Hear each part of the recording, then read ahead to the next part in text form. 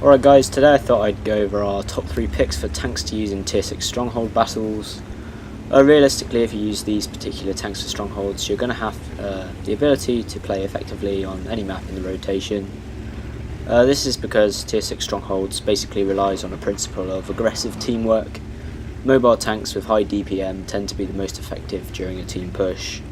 They have the flexibility to withdraw, attack and follow the FC's orders realistically. The first tank on the list is going to be the Cromwell and its premium counterpart, the Cromwell B. The Cromwell has been a staple at tier 6 since its introduction with the British tech tree.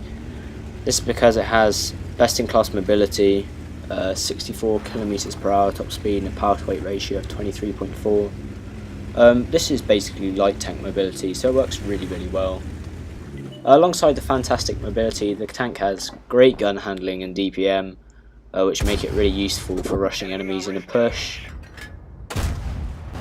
The next tank I'm going to put on the list is the T-3485 Rudy and the regular T-3485. This is because while the T-3485 has limited mobility compared to the Cromwell, it only has 54 km/h top speed and 15.4 power to weight ratio on the Rudy. It trades this for a fantastic alpha damage hit of 180. And it also has very good gun handling, surprisingly, for a Russian tank. As well as this, it also has a good turret that can be used to go hold down, and it can also be used to bounce shots when brawling with things like Cromwells. So the last tank I thought I'd put on the list is the Chinese premium light tank, the Type 64. This is a true light tank. It has 72 km/h top speed, which is absolutely fantastic at tier 6. And a power to weight ratio of 21.7, so it accelerates really well. It's a great tank. While having only 115 alpha damage, the Type 64 has exceptional DPM and gun handling, comparable to that of the Cromwell. But remember not to trade hits with things like Cromwells and T-3485s because they have more alpha damage. The T-3485 realistically has 40% more, and you just can't trade with something like that when you have less HP because you're a light tank. So those were our top 3 picks, but obviously there's other tanks that are going to be competitive. So there's 2 classes that we wanted to go over. So the first class is the pocket heavies, such as the Sherman Jumbo and the T-3485M. And these tanks have armor that's capable of bouncing the tanks we mentioned before, tanks like the Cromwell.